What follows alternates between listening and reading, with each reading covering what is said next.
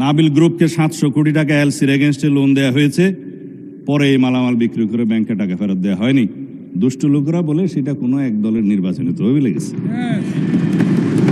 এবং তারা একটা টিভি চ্যানেল প্রতিষ্ঠা করেছে এবং সেই টিভি চ্যানেলটা কোন পক্ষে খেলছে সেটা আমরা জানি। তার ব্যাংক লায়াবিলিটি হচ্ছে 16,000 কোটি টাকা। তার বিরুদ্ধে তদন্ত কেন হচ্ছে না? সেই জন্য তদন্ত হবে মাননীয় স্পিকার। এখন লান্তাবোর গ্রুপকে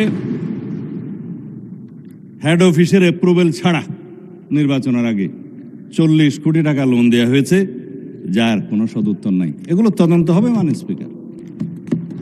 সোশ্যাল কর্পোরেট রেসপন্সিবিলিটি নাম দিয়ে যারা ঢাকা থেকে কক্সবাজার পর্যন্ত বিমানের টিকিট পর্যন্ত ব্যাংকের থেকে করিয়েছে, সেগুলোরও তদন্ত হবে মাননীয় স্পিকার।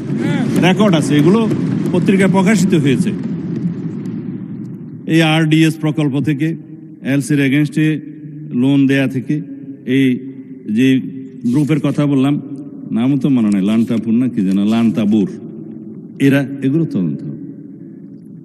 এই তকবির দিয়ে ব্যাংক দখল করার পর যাদেরকে চক্রচ্যুত করা হয়েছে তাদের সংখ্যা হচ্ছে 9,000।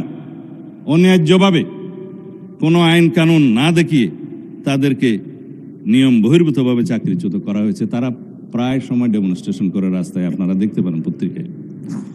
শুধু তাই না, 6,000 নতুন নিয়োগ দেওয়া হয়েছে, তাদের সবাই একটি রাজনৈতিক মতাবলম্বী লোক এবং তাদেরকে কনফার্ম করা হয়েছে 50%, আর 50% করার তালে আছে, তদন্ত হলে আর পারবে না। 13,000 প্রমোশন দেওয়া হয়েছে, যারা যেই ক্যাটাগরি থেকে প্রমোশন পেয়ে যে ক্যাটাগরিতে যাওয়ার কথা না, 2টা-3টা করে প্রমোশন দেওয়া হয়েছে। এই অনিয়মগুলো তো হয়েছে মাননীয় স্পিকার, ইসলামের নামেই তো হয়েছে বলে মনে হয়। তো সুতরাং এগুলো তদন্ত হলে হয়তোবা আমাদের কারো নাম ওখানে চলে আসতে পারে।